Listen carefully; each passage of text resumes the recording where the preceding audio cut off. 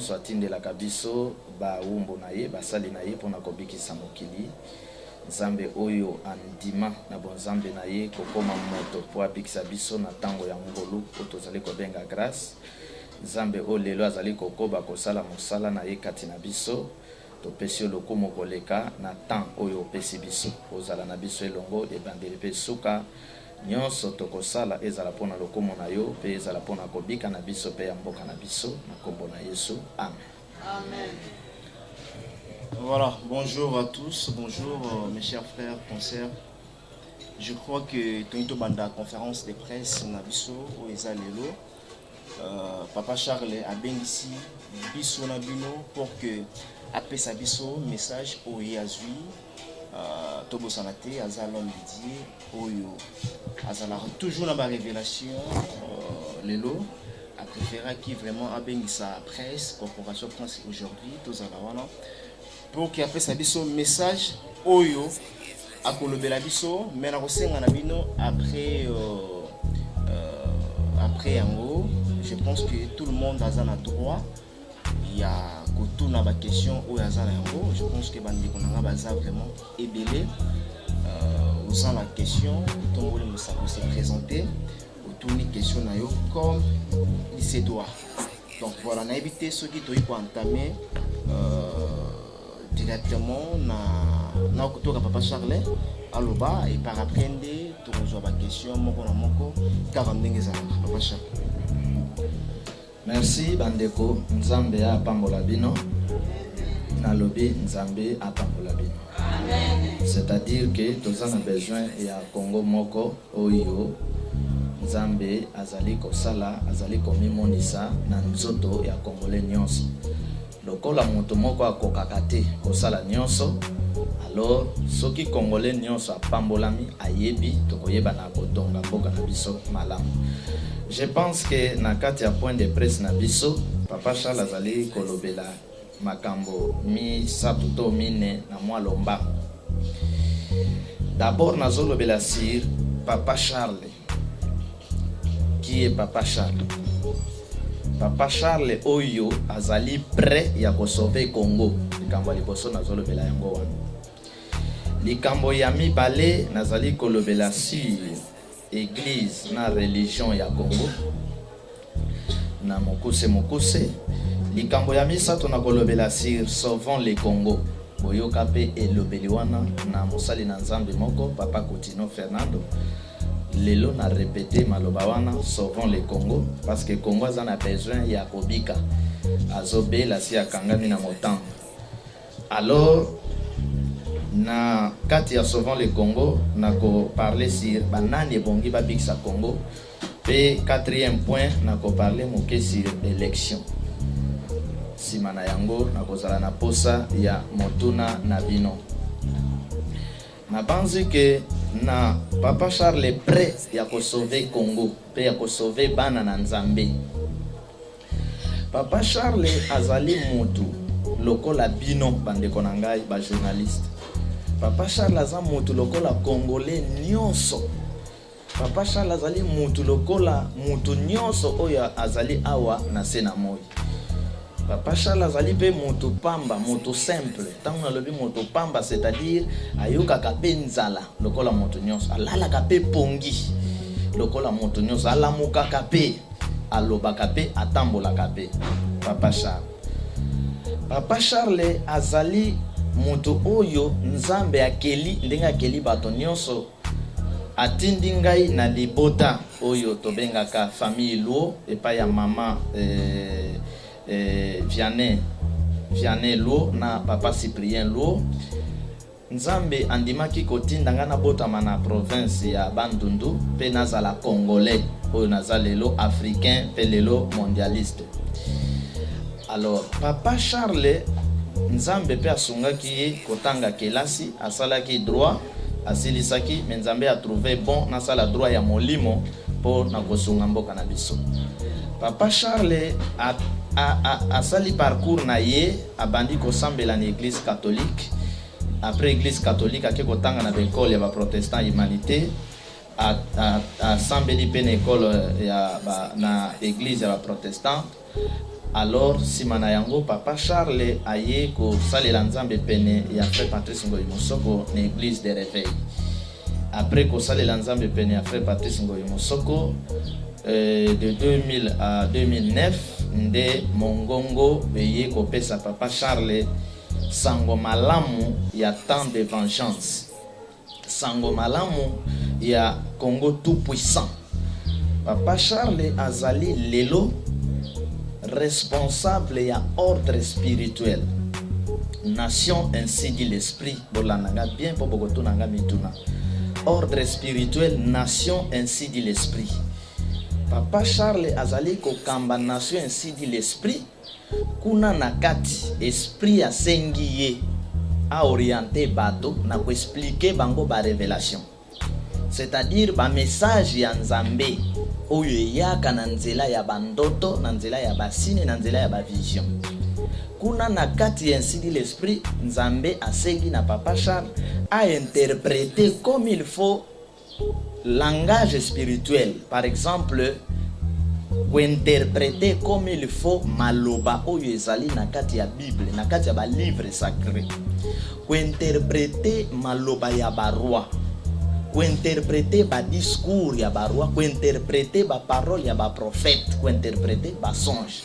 Parce que kati na yango nde Nzambe ayaka kolobela biso. Nde boyoka ki Genèse alobaki boye. Genèse na mukanda ya Genèse 33:3 azolobake, invoque moi je te répondrai, je t'annoncerai des grandes choses, des choses cachées que tu ne connais pas. Alors Papa Charles Nzambe atindi pona ko annoncer temps de vengeance. Temps de vengeance ezali message o ezali na kati ya Bible. Na kati ya Bible bokomona Nzambe a travaillé na bato na kati espace ya temps. Na temps oyo atindi mosali oyo, na temps oyo atindi mosali oyo, na temps oyo atindi mosali oyo. Bokomona que boyoka ka langage moko bato bazo parler c'est prophète majeur. Mingi na yoka kango na bandeko ya Branham. Branham azali prophète majeur, prophète majeur. Bokoyoka bazo ba prophète majeur azali prophète mineur azali. Mais kuna ezalaka pona bitumba te, ezali ya solo. Na kati ya temps o Nzambe a travaillé na bato atindi bato na ye, parti ya temps moko ba exploiter yango nano te. Nde ezali temps oyo Papa Charles luo aye ko exploiter. Temps de vengeance. Temps nini ya liboso premier temps ba exploiter ezali temps ya loi. Avec qui? Avec Moïse. Ce qui est na Exode 3 ou bien on va dire Exode 1, Exode 2, 3, ok Exode au commande misala ya Moïse. Et d'ailleurs, ba Genèse et tout au commande misala ya Moïse. Nde bazo qualifier ancienne alliance comme étant Moïse. Moïse azali un esprit fort, un grand prophète majeur, un roi. Oyo Nzambe aponaki pona komema bon Nzambe ezala coutume ya libota ya Israël. Alors libota ya Israël ezali bato oyo par moi erreur moke, moi faiblesse moke ya Abraham nde Nzambe alakaki yeke libota no bakokende na boumbu na mboka ya bapaya. Esali ke na nzela ya Joseph koko ya Israël bakoti na boumbu.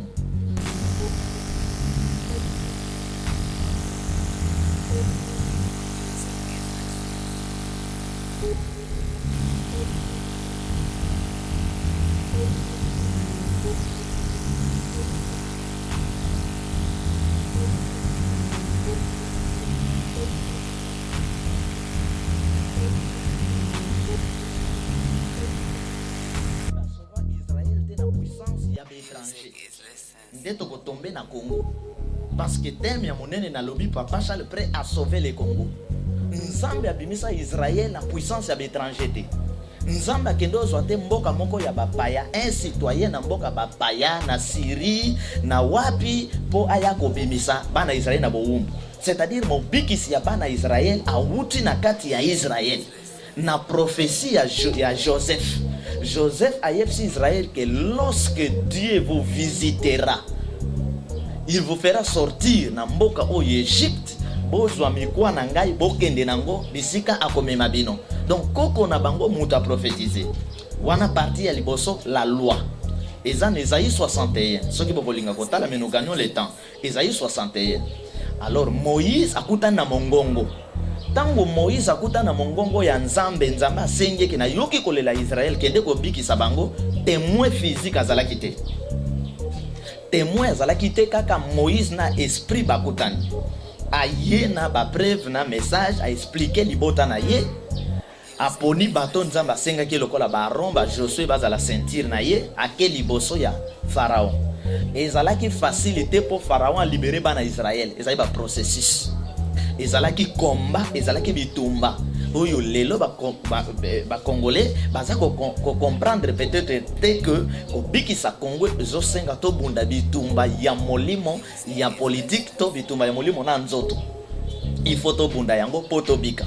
Alors après battant, après ba difficulté, obstacle, lokola Nzambe moto alobaki na ye, Pharaon ayaki kolemba, motema na ye lembaki, Pharaon atikaki libota na Nzambe, totanga ka Bible, toyebi akendaki tobengi yango loi. Ancienne alliance mobimba babengi yango loi. Ba prophète nyonso Nzambe atindaki na ancienne alliance, ba prophète, ba sacrificateur, ba roi ya ancienne alliance bango nyonso baza bana ya Moïse. Donc na ancienne alliance maître ezali Moïse. Maître physique o Nzambe utilisaki Moïse. Nzambe tango solo na Moïse apesi Moïse kombo oyo Moïse ko libérer libota Israël. C'est ça bon Nzambe. Moïse ayaki te biyela yela ye moko ayoki mongongo Nzambe alobi na ye tango zokende loba na Israël pe loba na Pharaon que le Dieu de tes ancêtres m'a apparu apesi ye kombo na ye éternel, je suis le Dieu d'Abraham, d'Isaac et de Jacob. Pour Nathan ya loi, pour Nathan ya Moïse. Moïse a dit au nom de l'Éternel, le Dieu d'Abraham, d'Isaac et de Jacob, autrement je suis, a présenté à ke a bimisi bana Israël. Na yebisi bino ke Nzambe asalaka na espace ya temps. Moïse na Deutéronome 18:15 azo yebisa Israël, c'est-à-dire yebaki nazo kende il faut ba remplacer. Mais beaucoup ya ko constater que bon Nzambe ya Congo balinga ba remplaçante. Politique ya Congo balinga ba remplaçante. Mais Moïse Nzambe azolo banaye ke wendre Josué parce que yozo kende Josué a continué mission. Alors Moïse azo yebisa Israël, alobi Dieu vous visitera. Dieu vous suscitera un prophète comme moi. Joseph Pobabim en Égypte a prophétisé, il était prophète. Moïse Lissous a Israël que Dieu vous suscitera un prophète comme moi, écoutez-le. Deutéronome 18:15. Prophète Oana avant Aya. Et belé ya ba prophète ba précédé ba lobi ba Miché ba lobi ba Isaïe 53 lobi ba komemaye na batwa ba lobi ba Miché ba yekolo ba moi c'est moko Miché 5 moi c'est moko jeune fille moko vierge akoboda mwana ti avant prophète wana abima oyo azalaki maître ya grâce abima oyo lelo tozo benge Emmanuel Christ abima. Avant abima Nzambe atindi un prophète messager oyo a annoncé arriver ya moto wana ezali Jean-Baptiste. Alors Jean-Baptiste a annoncé bazali na écart ya 6 mois esali ke Yesu oyo tozali kobenga lelo aye Nzambe kati na bato. Yesu aye tangu Yesu aye bandeko bolanda aye komemela biso message ya grâce ezan Esaïe 61. L'esprit du Seigneur est sur moi, il m'a oint, il m'a envoyé pour guérir les malades, ressusciter les morts, faire marcher les infirmes, libérer les captifs bato bakangami. C'est-à-dire tout envoyé de Dieu ayaka ko libérer bato basalinini bakangami. C'est pourquoi bato bayambaki Yesu na soki otali na bato bandimela ki Yesu. Otali na Romains 8 verset 1. Bazolo il n'y a aucune condamnation pour ceux qui sont en Jésus-Christ. Pona nini? Parce que Yesu ayaki pona ko libérer bato na boumbu. Ndenge Moïse ayaki ko libérer bato pena nini na boumbu ya Pharaon. Yesu ayaki ko libérer bato na boumbu ya lisumu. Mais Moïse a lié avec le nom de l'Éternel. Yesu à son tour, bino bolobaka que le nom de Dieu ne change pas. Dieu ne change pas. Au lieu de que la biso temps, biso ba tindi tout expliquer, bino bokanga bina message à religion. Dieu ne change pas. Dieu ne change pas, et ça une explication nango. Dieu change, et ça une explication nango. alors et celle qui est sur tangoye pour na nini a invoqué le Dieu d'Abraham, d'Isaac et de Jacob. Yesu aye na formule mosusu ya kombo oyo monde spirituel epesa ki ye na nzoto aye comme na Manuel nzambe kati na biso Christ ouen de Dieu, mais kombo o ba pesa ki ye partout azobondela il invoquait Père. Non mystique ya temps de grâce ezalaki nani Père, Papa.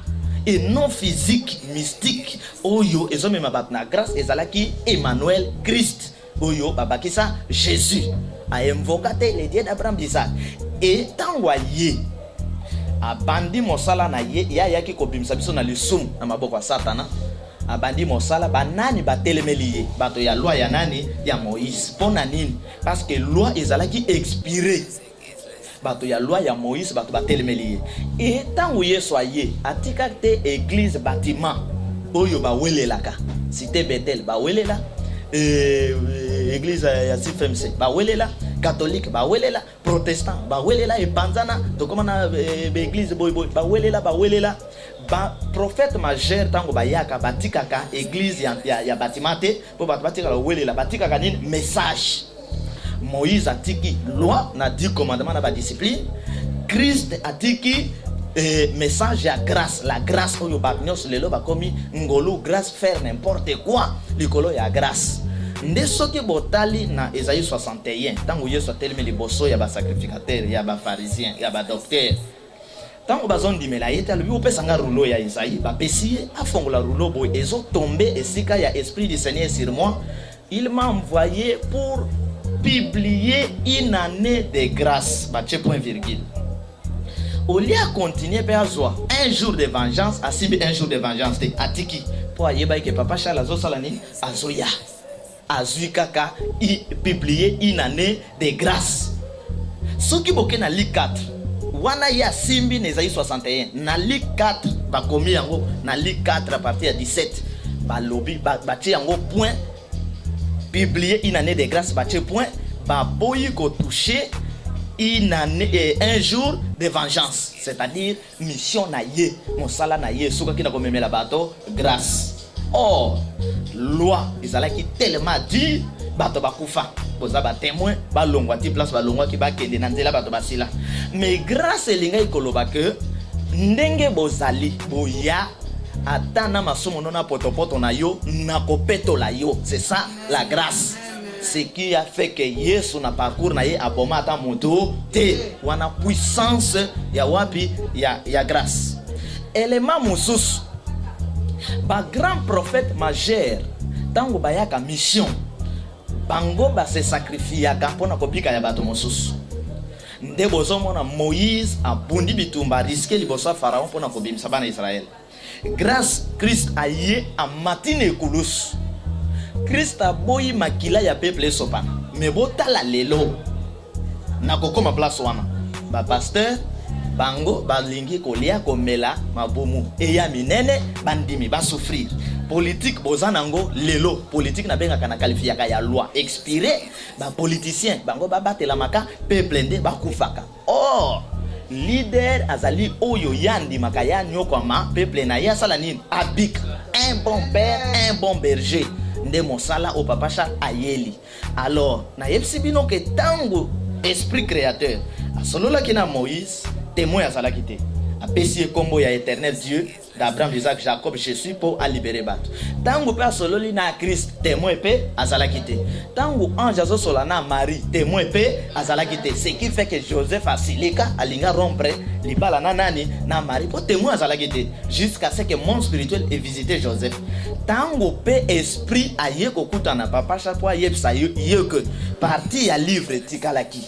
Ezali un jour de vengeance. Zoyango relève témoin moko azalaki te grand témoin ngai moko témoin eza misala oyo nazako sala ndenge nzamba azali komema ngo ko confirmer yango tina ngonga oyo ko battre record na 4 coins ya monde.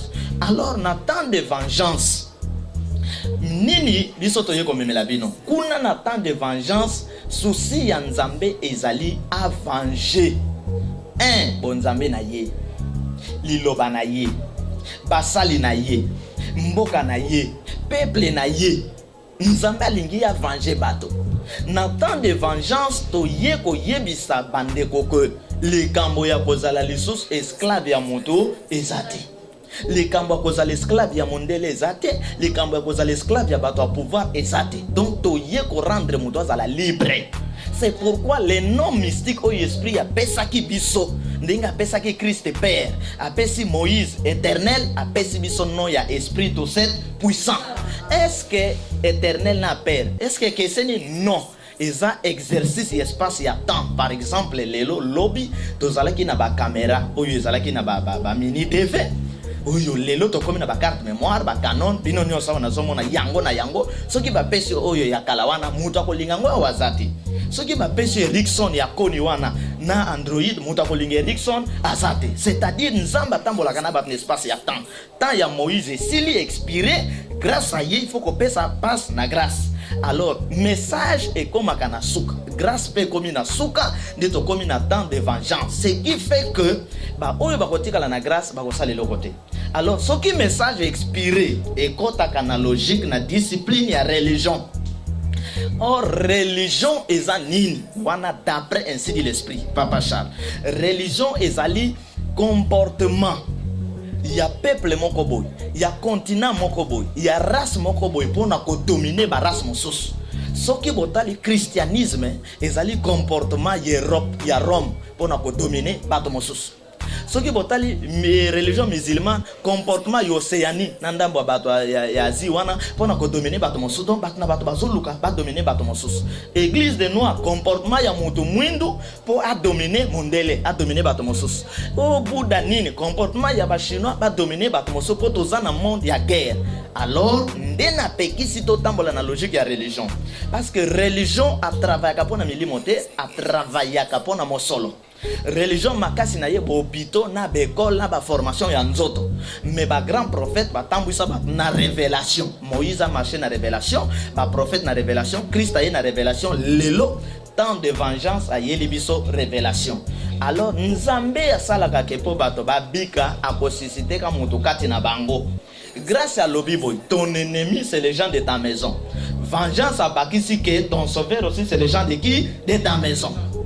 Donc, kobika na biso bandeko tito zali awa bo s'attendre te que ozala na belge et que ozala na américain nde bo mona ka waso ito comme na problème oh ba belge ba lobby kabila komona ba allemand ba lobby. Or mondele azana ko jouer carte moko azolinga te a permettre moto mwindo amata. Soki moto mwindo amati mondele akozanga mwana mosala. Mondele akozanga moyen ya kozwa vie parce que bana misala na yeba toni akomoni la po bango ba gagner vie ezali bato mwindo. Alors nzambe est juste akela biso nyonso na même titre. Mais ezali faiblesse na biso ki lembelité na biso ezali kosala ke to kokate ko égaler bato wana. Mais Dieu a doté ba race nyonso, ba mboka nyonso na ba savant na baroi na bato ya molimo apesi ba talent et pas ya bato nyonso. Ndeta ya vengeance lobi ngonge beti poto exploiter ba talent na biso tozala lisusu esclave ya moto te. Ce qui fait que pasi tozali komona awa parce que bato yo bino bozali komona lelo oyo mutu nyos azali koyina parce que lelo congolais nyos ayini pouvoir en place depuis Mobutu tozwa plus Mobutu bayini Mobutu bayini Mose bayini Kabila pona nini à cause ya souffrance. Mais bato bozali koyina basimbi bango na zolo et pas ya communauté internationale et pas ya MONUSCO o bakisi tina 2018 basimbi bato na bino na zolo bakonzi na bino na zolo. Bozako marché na discours ya baroi Baudouin na ba Léopoldé. Prédication eza na église ya lelo ya réveil catholique tout eza discours ya Léopoldé. Politique bozako marché nango ezali discours ya ba Léopoldé na ba roi Baudouin. Eko bimisa bino aucun jour. C'est pourquoi bandeko ya Chine lokola ba Mao ba mona comment tozala sima ya bato ba se concentrer ba yoka voix. Alors ba tie ba discipline en place Chine amati comme peut ko dominer bato. Ba américain ba yoka voix ba mati ba comment dominer bato. Mais biso bo to réfléchir ensemble. Bible ezali to sana ba Bible.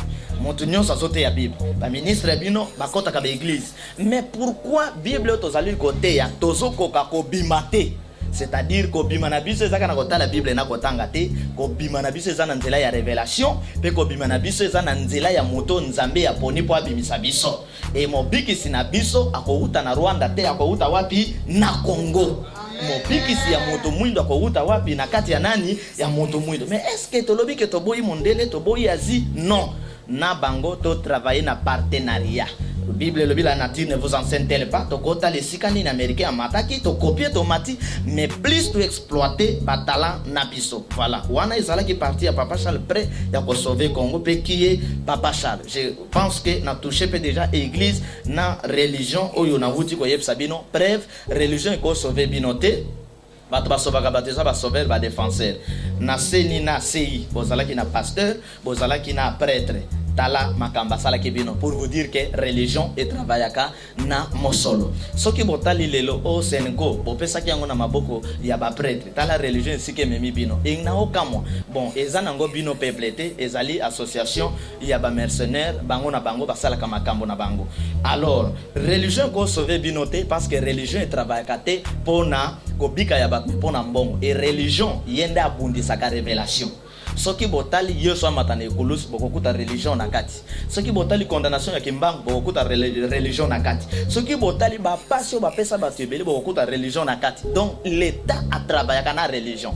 Dito yeko yebsa ba congolais que tozala sima ya révélation, sima ya ba envoyé du temps, sima ya ba messager du temps, sima ya ba talent du temps to bangelo côté nde nzambe akoyeba na kolongi sabiso. Na yesikuyu na likambo ya sauvons les Congo. Soki tozui acte des apôtres 17 24 à 26. Nazotanga kuna makomi ezoloba ke boko permettre ngai. Le Dieu qui a fait le monde et tout ce qui s'y trouve, étant le Seigneur du ciel et de la terre, n'habite point dans des temples faits des mains d'hommes. Bazoloba ke nzambe bola nangai. Balobi te ke swing Louis Michel, Obama, Kabila, Mende, balobi bongote. Balobi le Dieu qui a fait le monde.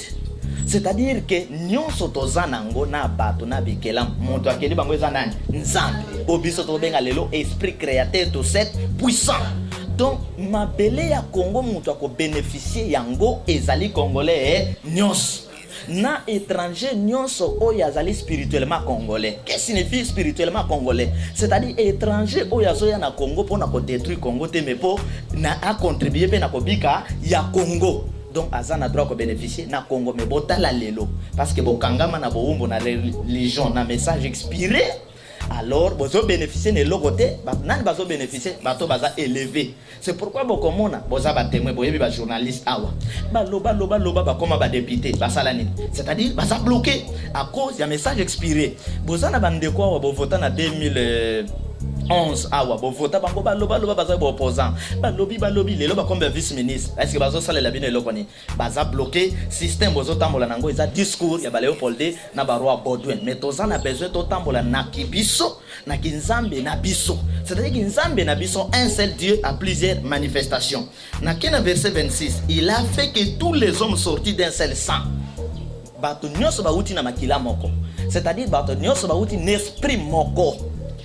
Place na yebisa bino que Dieu reste juste mais ali que faiblesse na biso ezo sala que to se retrouver te to sondimate oyo biso moko tozali sorti d'un seul sang habitas sur toute la surface de la terre ayant déterminé la durée des temps et les bornes de l'air des mers.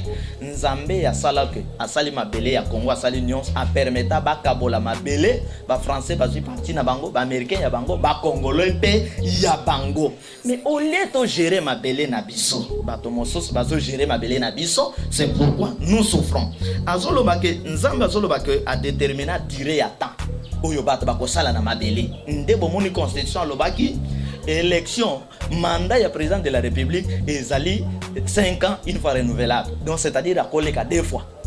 Mandat mais baleki ba triquer baleki mais bazolinga les choses kozala. C'est-à-dire que pona bango ba effacer ba boyina nzambe ko ya déterminer temps.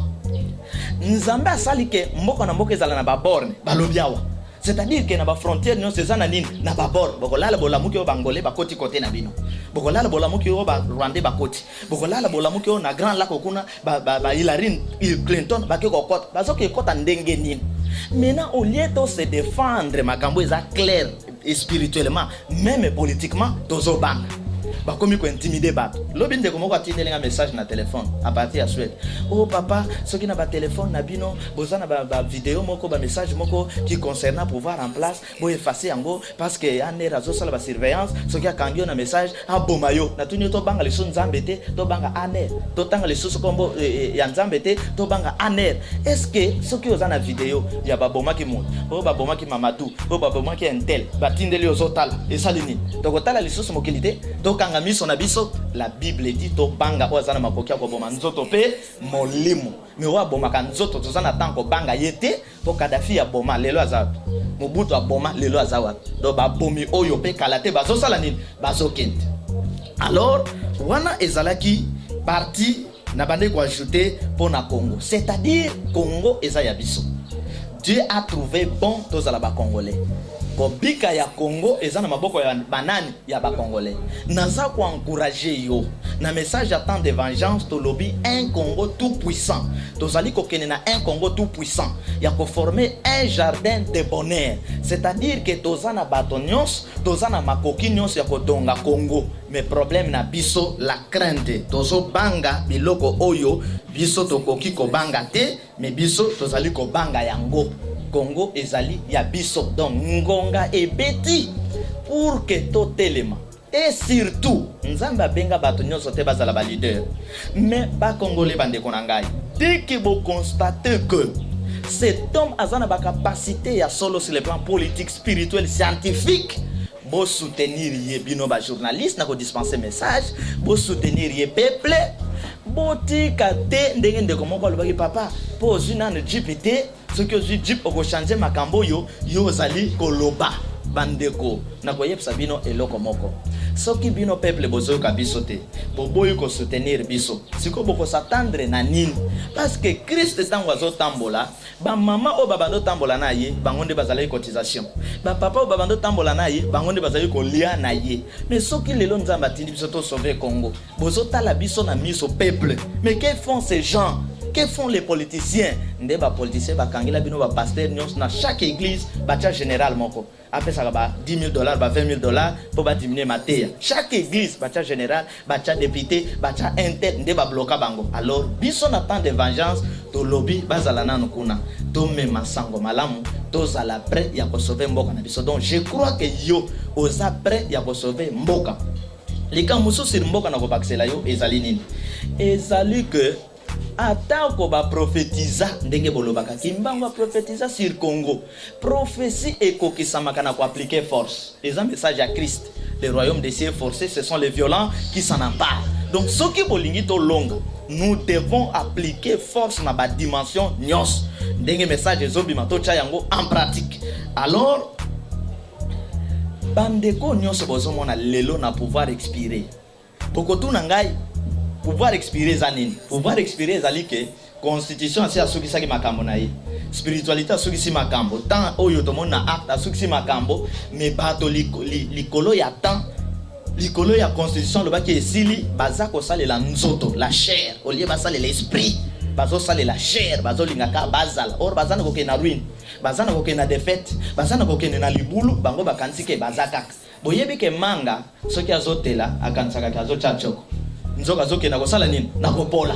Donc bato basi bakomi na suka mais bazo forcer comme si bazaka kande na yebisi ba congolais ke bande konyos boso mona pouvoir o ba se diviser ki ba créer rassemblement ba créer Senko ka bango formule ya micro bakobi ki sabino te. Nous n'avons pas des opposants capables ya wasikoy ya kobi ki sabino na bande konyos boso mono boyebi bilongi wana ate yene élection oleki sangonga te parce que bazali sous ne loko ya kosala te pona bino. Alors bo pesa chance na bato oyo nzamba zali kopona nzamba apesi biso makoki ya kotala muto yebse ke yo kokota na armée yo koke na police te yo koza la candidat na élection présidentielle apesi biso makoki ya ko discerner muto bokocha ye wap mais bino bokenda ko voter sans discernement de bovota ba nyoka or nyoka ato pesi voix akosala nini akoswayo nguma nzete kweli tabazoleka ndeko nanga taba pardon yaka obikisa ngai tabalobi na yebi yo oza moto mabe soki na bikisi yo kolia ngai nguma lobi te ndenge na yo bikisa ngai tabaye alongole nguma deka zolongola nguma lingi mokila alobi na sali 6 jours awa nazosala nini nazolia te discussion moto ayeko bikisa taba ezali nani gazelle lelo toyeko bikisa bino na ba aventure ya ba politiciens. Les politiciens au Congo sont des aventuriers. Na moi bayebsaka bino baza opposant. Na moi bayebsaka bino maloba ke balingaka bino na butu mutu moko preuve bozana ba preuve na kozwa 1+4 bokende lelo kuna zalaki Jean-Pierre kuna comme ennemi à Joseph Robert Wakuna comme un tel na bakomi na 1+4 bakomi sika mo bakomo kabolambo ba cortège bazo yamba bazo beta na maboko. Mais est-ce que na linga lo bake soki bosa la politique bosa la ennemi te? Mon problème c'est que bitumba bazo bunda ezo tomber te na résultat ya peuple kaka ya bango bakabolambo tana lelo ndenge banyokola ba mosusu na ba CPI mais bakabola ba yiba ensemble banyokola ba mosusu na ba CPI ba misusu na makal ba misusu ba oya bango propre batika bango ba bujaka bango te. Donc po boye ba ke politique ya bosata nezali de tozolinga to conduire Congo et comme Congo tout puissant na politique ya révélation et longo na nzambe. Soki to longo wana nazo parler plus vite pour na élection. Je crois que nga na landi na discours wana te de comme aux États-Unis à lobby président message il y a ndeko Joseph Kabila a lobby que élection et Kozala va se préparer na élection. Je pense que Azamoto à cause sentir peu pression de gauche à droite à cause à la peu près ya koloba ki atika to monango même na message azoloba natika bokonzi mais entourage ne bazobo ya atika lokola communauté internationale batimula bango mabulu basala mitambo ya koboma bato et comme na ba charge na bango ata moto azoka posa tika na ye bakoya kotika te monisco koya kotika te toza sima na yo kimia amemela bino amema yango te balobi be élection et kozala ce qui be élection et kozala tozali tout à fait d'accord mais be élection yango et kozala na nani en tête ya organisation ya be élection awa tozalaki na ndeko na biso malumala si akenda il était pour les pouvoirs bata pouvoir bazwa baye kozwa ndeko ngoy mulunda pasteur ba pasteur ayebisa bino ko bikezala na ba pasteur te ko bikezana ba nani na ba sauveur. Nous n'avons plus besoin de pasteur, évêque tel. Nous avons besoin de sauveur. Un homme simple qui vient pour nous sauver comme Christ, comme Moïse et tous les autres. Alors, bapesi bino ndeko ngoy mulunda amema biso na élection ya ba bulletin de vote qui se retrouver na Fikin akomo bimsa ba na ndenge na ye bato bazwa na bandal te biso to yebaki ba bima comme ba député bozali ba témoin lelo bapesi bino Corneille Nangaa abe o azana molimo sant akokite pasteur azana molimo sant akokite boko s'attendre nini siko na laïque point d'interrogation Zambé akosobe ba nanzela ya bato nyonso. Alors élection ekozala boye ba que boye ba yango déjà que élection en Afrique ezalaka na faveur ya ba pouvoir en place. Mais qu'est-ce que nous disons? Avec Dieu toza capable ya ko renverser makambo ebele. Ba Obama ba ya comme le poso naître ba renverser makambo. Ba Socrate ba ya na mokili ba bouleverser makambo. Croire que nous sommes capables ya ko bouleverser makambo. Yesu akuta loi ya Moïse biclé ba pharisien ba boye ya buki ba borne a koti a imposer grâce. To ko imposer tant de vengeance pour un Congo tout puissant. Qu'est-ce que je dirais? L'élection ezali. Bandeko ko kene élection na fanatisme te. Prépare-toi en conséquence. Ce que on moni muto ko voter te, ko kene ko voter na yo te. Tia na yo zéro na yo. Parce que ko pesa voix te na nyoka na muto oyo ko pesa voix ke ko nginda yo souffrir.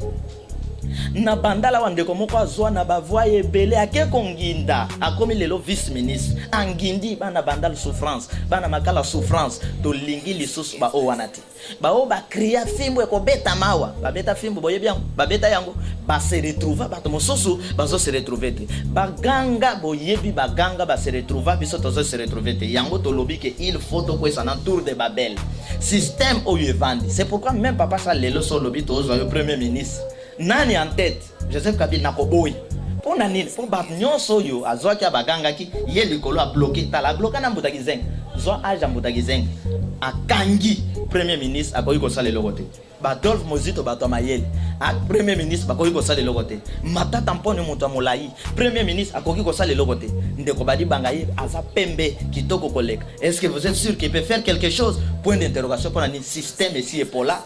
Communauté internationale na église ya colonisation na politique ya colonisation yango ekangi bato na zolo moyen basala quelque chose ezate nde biso to lobibo nde papa Charles lobibo soki atali a Monique na kati ya ba candidat nyonso ekozala ka ba candidat ya ngambo wana na opposant ba ko fabriquer ka ya ngambo wana alors akokende bitumba élection ya un contre tous. Alors wano kokamwa te soki omoni na bitumba ya un contre tous alors elongo na bino tokobunda bitumba wana poto yeba na kolonga oyo aleki makasi na mokili azate oyo aza makasi ezaka nzambe tana motu na yo etambolaka na kobanga eloko moko te. Général aza mutu abangaka pe ministre aza mutu asalaka pe nini soki babangaka te mpona nini bacortège etambolaka mbango ata mokolo moko te cortège ekotambola pe malembe etambolaka mbango mpona nini na kobanga ke lisasi ekosala nini ekoya baza makasi ya kozwa lisasi wana babeta na nzoto ya bato na Kasai. Tika esprit apambola bino nazongisi maloba epai ya ndeko Mike. Voilà, merci beaucoup Papa Charles.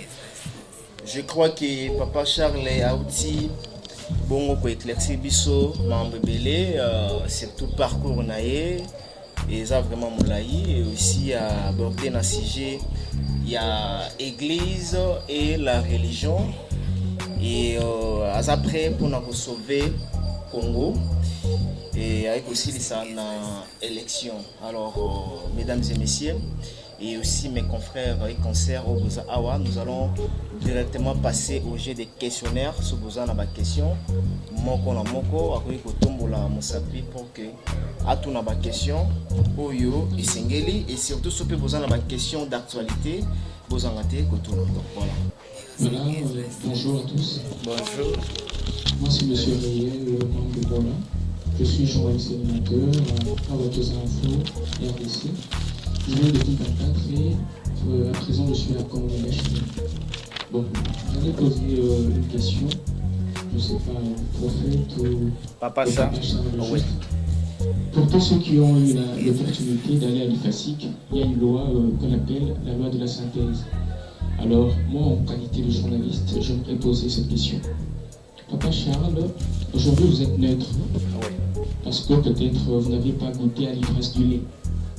Pour tous ces gens-là, pour ne pas illustrer ou soit citer leur nom ici, ils ont souvent de langage assez flatteur pour gagner la confiance du grand public.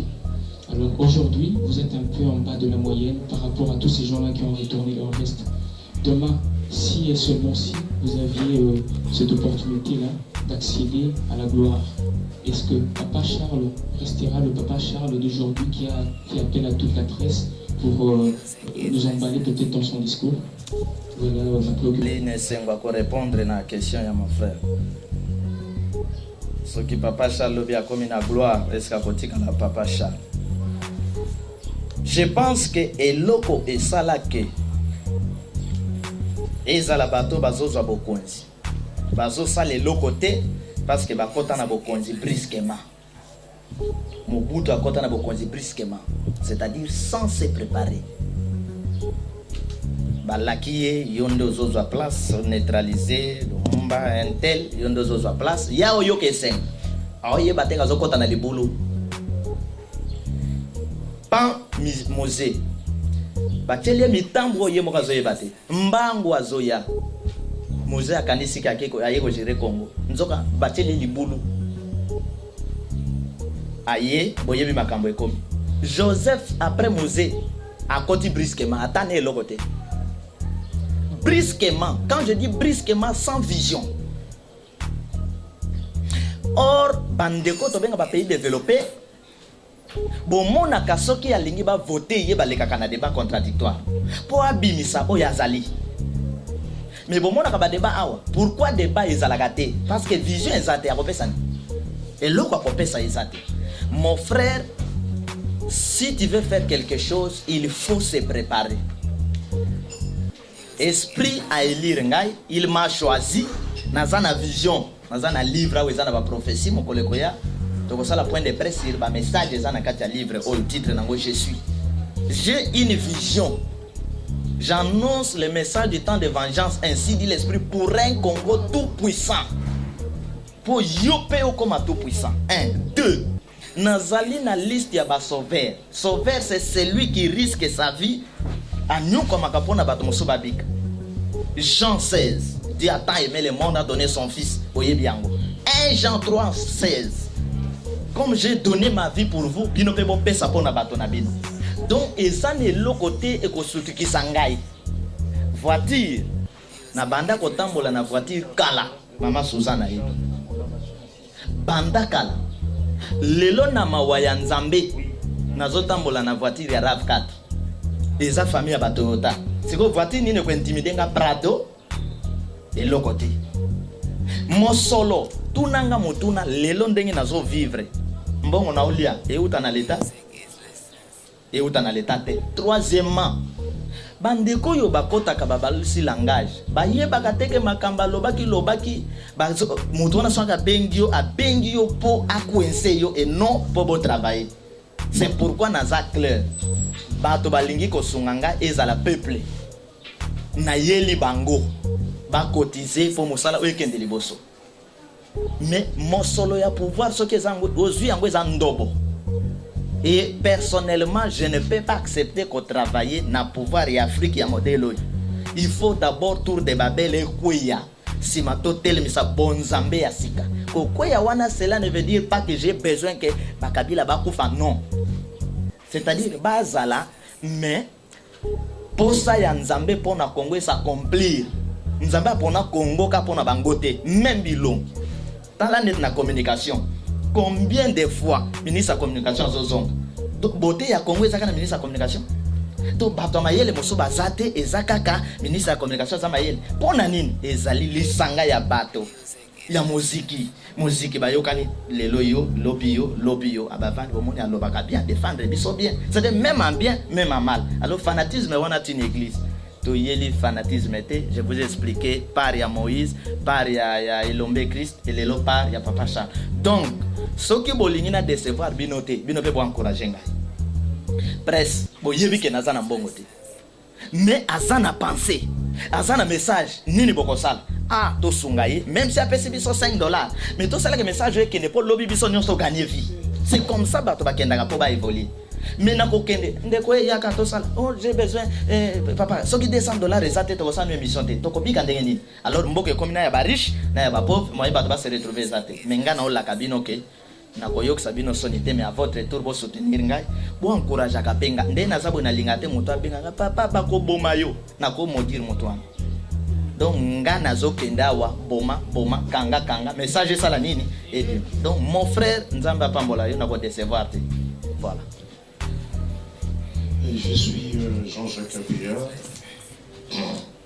de Kill Artist Magazine, Poulier qui est plus original et côté, rédacteur en chef, et puis journaliste sur Africa Télévision, l'émission Gospel Africa. Dans un moins 2 ou 3, voire même 4 préoccupations par rapport. Il y a un thème Papa Charles pour évoquer tout à l'heure. Il y a Liboso, question autour, il y a langage. Dans le langage, pour expliquer, les alliés on dirait codé.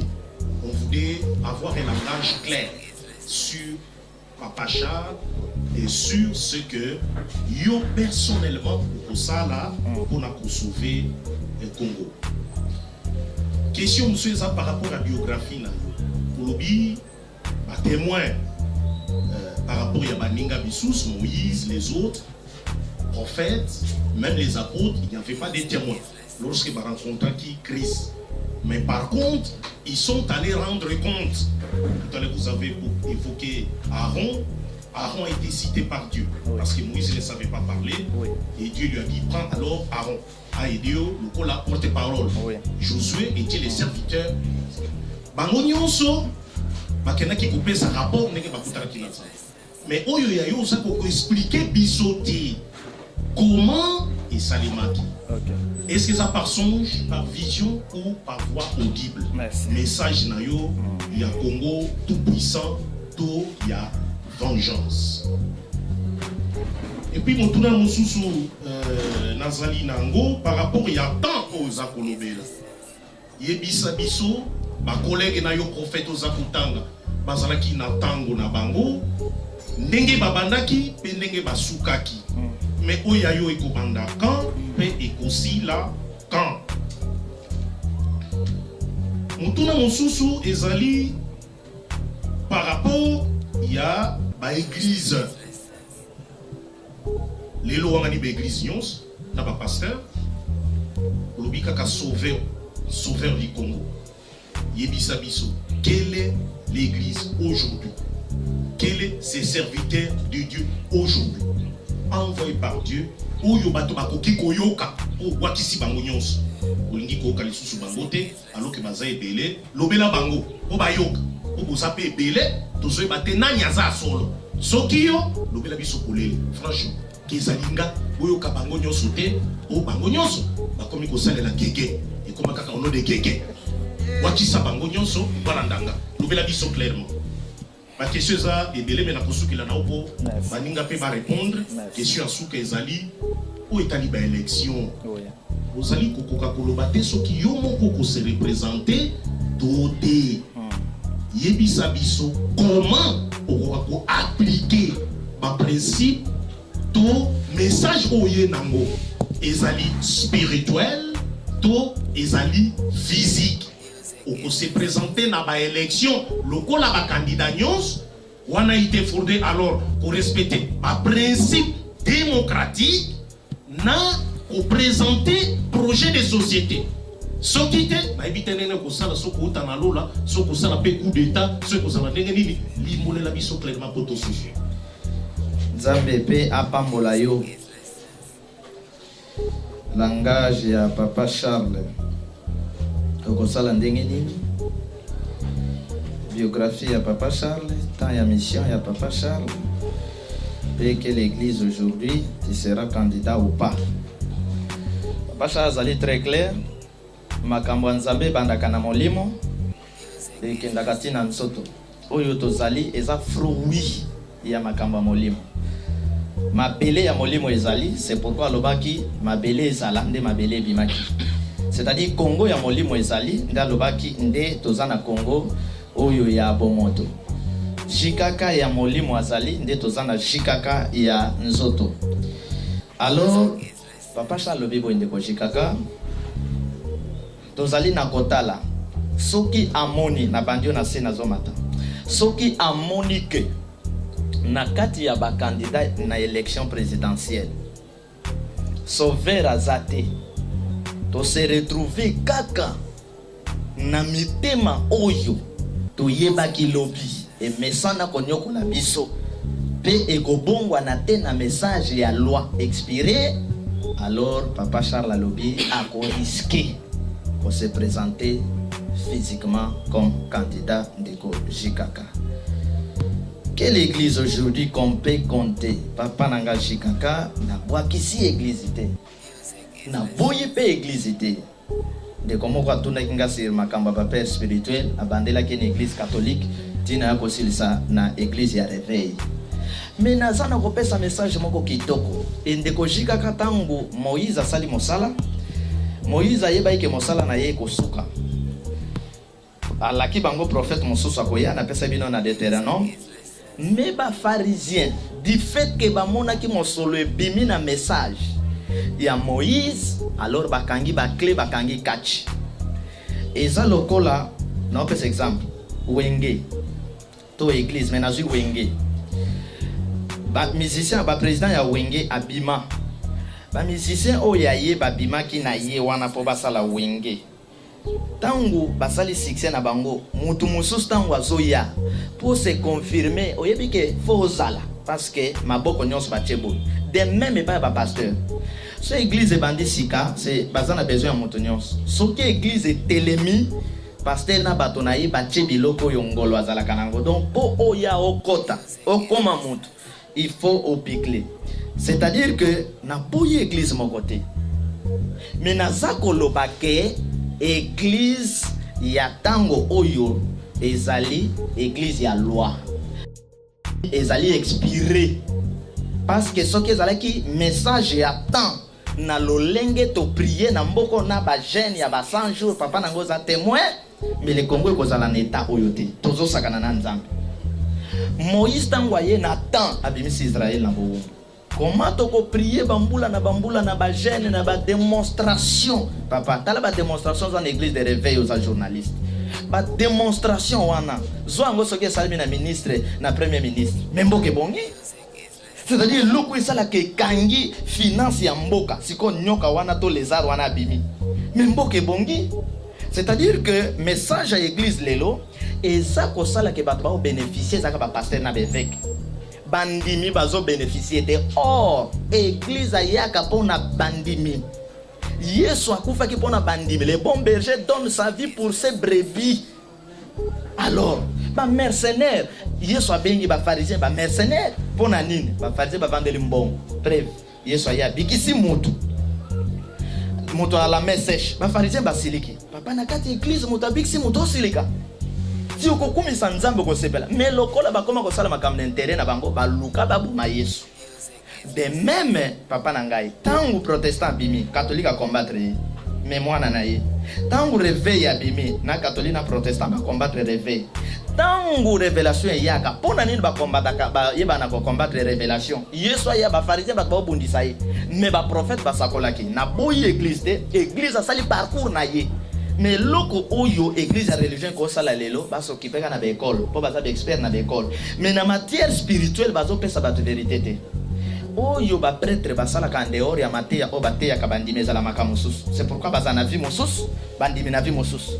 Bango ba za bien bandimi ba o souffrir parce que bandimi ba koma ka te na niveau ya ba prière o bango ba sala.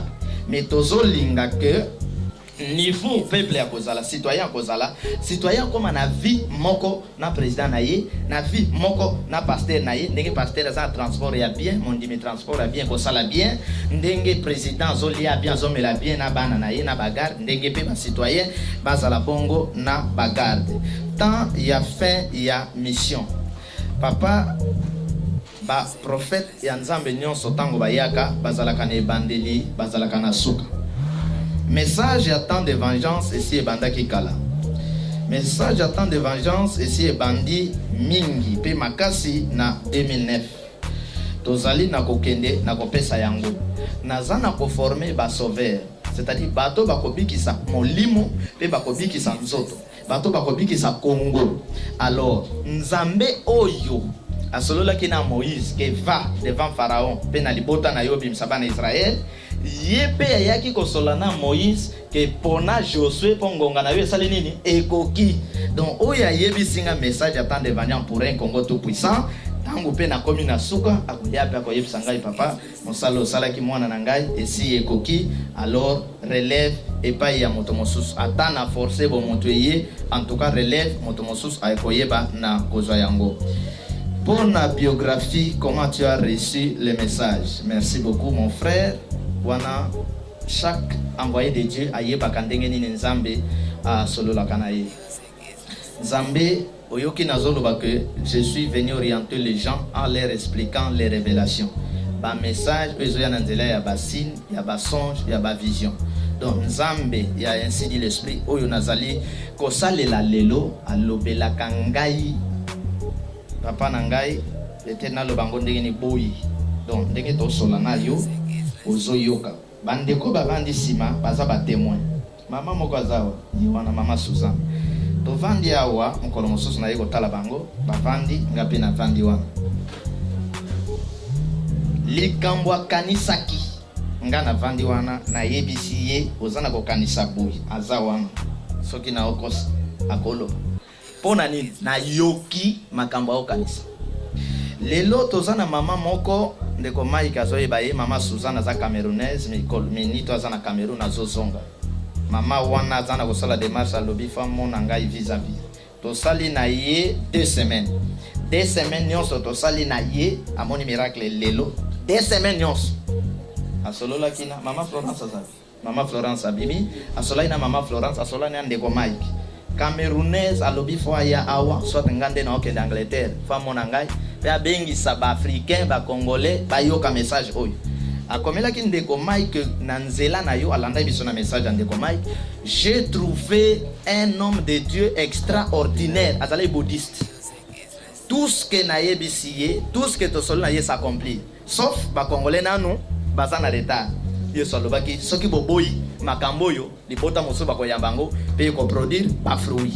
Donc message na ngai na receive kango boye ndenge tozali mongongo wana ezoloba ozo yoka makamba zoloba na ndoto pe eyaka na basine eyaka. Donc nzamba utilisaka ba moyen belé ya ko expliquer biso makamba même bible soki to tangango ozoka lokolo zana mutu boye pe ngai moko ndeko na yo soki na vandi na otala ba message na salaka nzoto ebanga na bon mutu. Mais soki ba ye oye na micro bon tozo sa l'émission comme si ezana mutu moko azwa kesika na ngai tikanga na loba na sika na yo parce que na temps oyo boyebi lolenge ya mboka na biso. Otuna kinga question ya suka pona ça sur langage.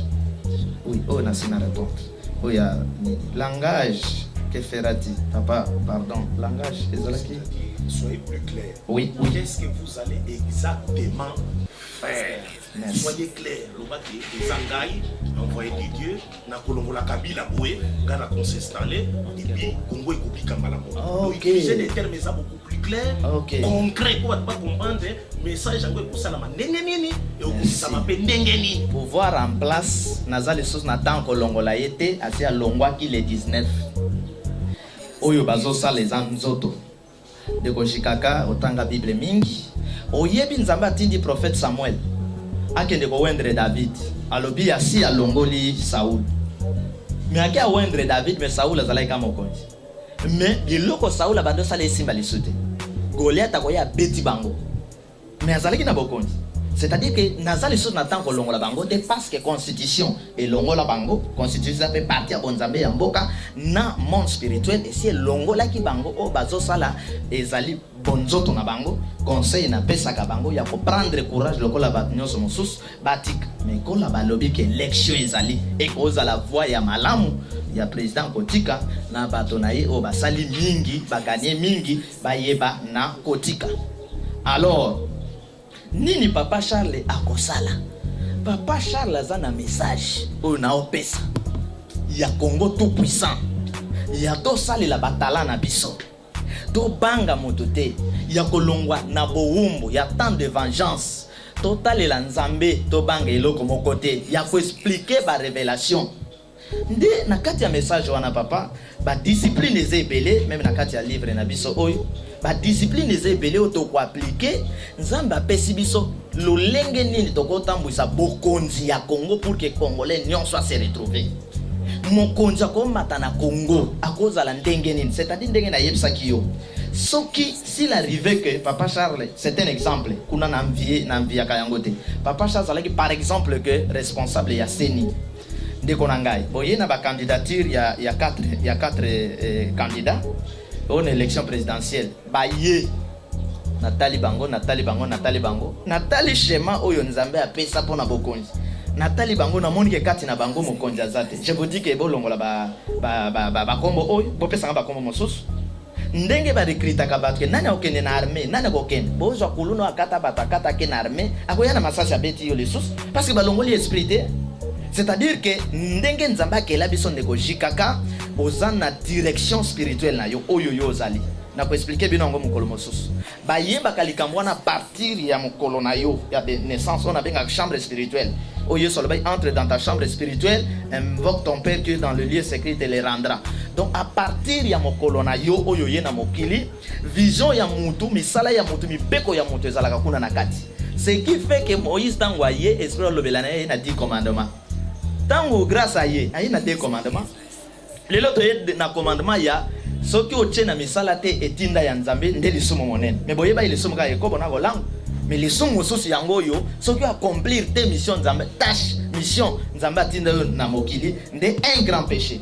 Voilà ndeko jikaka. Alors soki tu constate que omoni Papa Charles te na place wana déjà bitumba nanga na bandi yango kala ndeko jikaka nazana ko bunda bitumba moko oyo c'est difficile de croire. Boyebi que Congo a beba apola. Congo l'étranger ba imposa biloko ebele andenge na ndenge. Communauté internationale imposa bondoki andenge na ndenge. Nazana ko bunda bitumba na ko zapenda témoin te masera zawana. Donc ça n'est pas émission nande comme Claudine nande comme Mike après le 19. Masera zawana. Je lui ai dit que na février azam aussi ka tende ko journaliste. Maman Moka. Na février émission na yeza na YouTube. Na février baoba moko azokwe. Na février to commission ba le 4 ba le 5 et ça conclut. Biloko ebele te zana ko lobeza na koksama mais souci na ngeza ya ko beta tolote ba témoignage ebele na lobaka ngote. Mais tangu tokocha bato nzamba osala makambo témoignage makambo yeba na ko salema. Donc pouvoir en place asi à Longwa. Alors tous on a besoin ya ko pouvoir monsus. Lokola ba lobby ke élection ezokende na yebike ba respecta kama loba te po bazana esprit ya kala.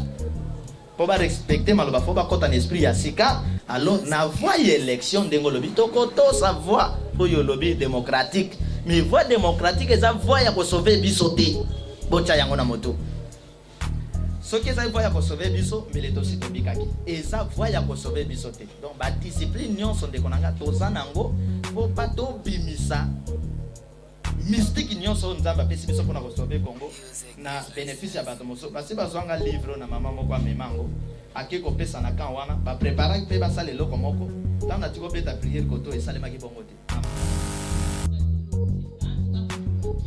oya oya simananga boko kaiti nani annoncer papa Charles nani annoncer yo deuxième question na ezake na bakimbangu sati lelo bazoloba ke pouvoir en place eza prophétie ya kimbangu ekokisa milenge prophète alobaki soki otango nyozoni yango outi monde moko te oboya makambo bango babaki eza prophétie ya kimbangu ezokokisa matisi oyo outi monde moko te tondenge nini olobi te en grâce bayaki na koyo yaki na kombo nango yesu azalaki na kombo ya bandeko kokubisela papa moïse azalaki na kombo na ye papa sala yebi so kombo nini na wana pe tokobondima so pe keye ndenge ndeko alobi po moto aza na ndenge na ye nzambe azobimela ye qui a parlé de papa Charles pour papa Charles ayana mokili bande ko bolanda très bien ba prophète nyonso ba yena mokili ba lobela bango prophétiquement ba cita ba kombo na bango te. Joseph a dit Dieu vous visitera bozwa mikwa nanga bokende asita komba Moïse. Moïse aye, c'est lui le prophète. Moïse à son tour azokende. Dieu vous suscitera un prophète comme moi. Il n'a pas cité le nom d'Emmanuel, il a cité le nom de non. Nazana kokende pona comme Emmanuel akei. A part yeba prophète balobi. Esaïe azali koya ko parler sur Emmanuel.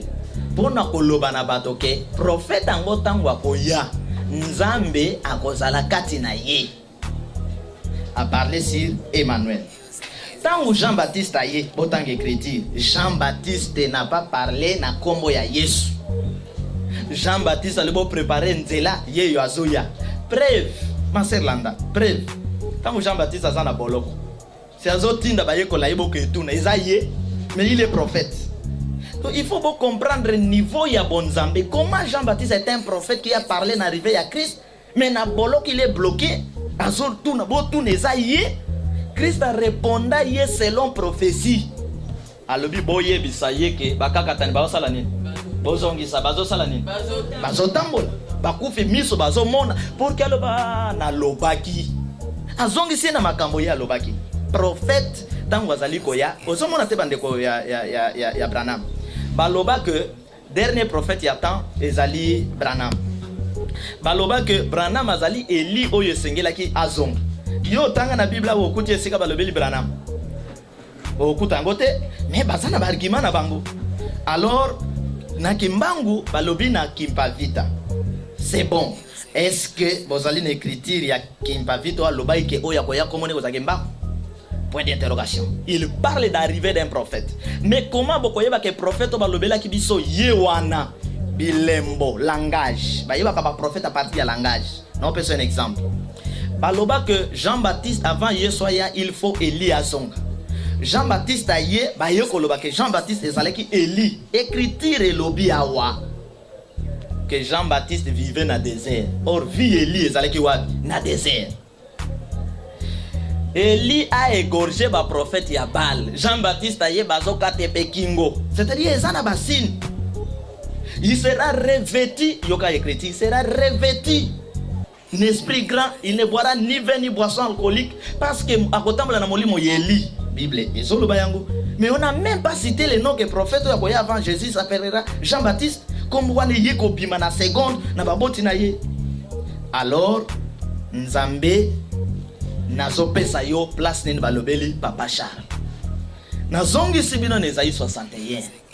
Quand Moïse a parlé de Christ, annoncé, publié une année de grâce, Christ a envoyé à Zuni une année de grâce. A Kangi Bible na une année de grâce. A Boy Kokota na point Moussous parce qu'il savait que Moussous a koya. Alors Papa Charles a vu parti wana azana ko exploiter. C'est place bokoye ba que oh comment moto a vu parti oy. Ba pharisien pe ba bando comprendre te ndé Christ a vu rouleau a fongolé le bango esikawan. Mais bozo to sa Moïse.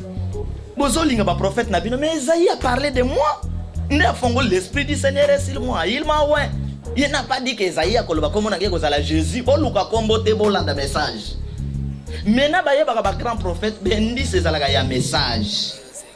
Il y a un tel prophète, c'est celui-là, un message. Na lolenge ya message na bango ndenge zo cadre ndenge zo kendele bayebaka bango ndenge wana. Alors Isaïe 61 a parlé na temps de vengeance de Papa Charles a simbi temps de vengeance. Ce qui olongwe wana ma sœur nazozwa notre frère Alain Moloto na benga kayo Jean-Baptiste. Landa bendis oyo très capital bato ba comprendre aide. De kwale Moloto na minute ya suka esprit a visiter ye abandi ko yebisa ye sur Eden. Jésus-Christ, roi du Congo, na Eden. Alors, apesi message, ayemi nzembo a moto. Moto eza kozik sa misala ya nani? Ya Satan. Or, natango misala Satan ezozika. Si mitema ndezo fungwa, manzele zo fungwa. Parce que Jésus-Christ comme roi fo aya. Il a parlé arrivé ya roi. Ndenge moko na loi balobaki nzamba ko visiter bino ba fazia bazela likolo fungwa mabokonja nzambe kita. Ba comprendre te tango Yesu aya simplifier. Yo mwana na nzambe wapi bokonzi alobi le royaume des cieux est au milieu de vous. Vie éternelle bazo kanisa ke fo ba ke zongo na lola. Ndenge partners bazo zela ke kongwe ke bonga na lola. Yesu aya alobi la vie éternelle c'est ce qu'ils te connaissent. Tala makambo bozo mona soki drôle ezana ngo simple. Bon nzambe za simple. Alors allez mon loto aya alobi. Papa Charles aye alobi soki otal na livre nanga aye alobi ce livre je suis Jardin de bonheur, Congo tout puissant.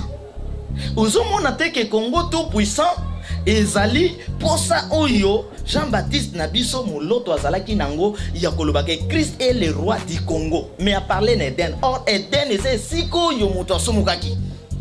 Toko vivre sika masumote. Mais azalaki président parler d'Eden à sanctifier on a moto molimo mo centre. Maintenant nous parlons maintenant d'un Congo tout puissant jardin de bonheur.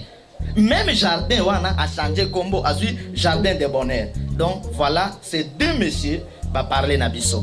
Et encore Kimbango, j'ai appris na tangate que aloba pe que ezali na basakoli bakozonga, basakoli bakoya, bakomemela bato, message ya molimo, message ya mboka, be message ya kokela. Il paraît à prophétiser yango. Alors ce qui le loto bonde la mboka. Total sa spiritualité, ma beza wapi. Papa Charles reste l'homme spirituel qui explique les révélations sur tous les plans et non Papa Charles politicien. Te naza ami ya politicien mo te ba politicien bazana se ya Papa Charles. Naza likolo nazo pesa formule batambu samboka. Bazana formule mo te bazana vision mo te preuve ata bozu ba premier ministre nyos ya Congo ndenge ni na système oyo boko bonga te photo kota na discipline mosusu. Et surtout nous sommes très heureux à Romona en Bino, au travers de la question en Bino, très noble et pertinente. Je crois que comme nous connaissons très bien, après point de presse, nous les avons toujours, qu'elle était posée là. Voilà, merci.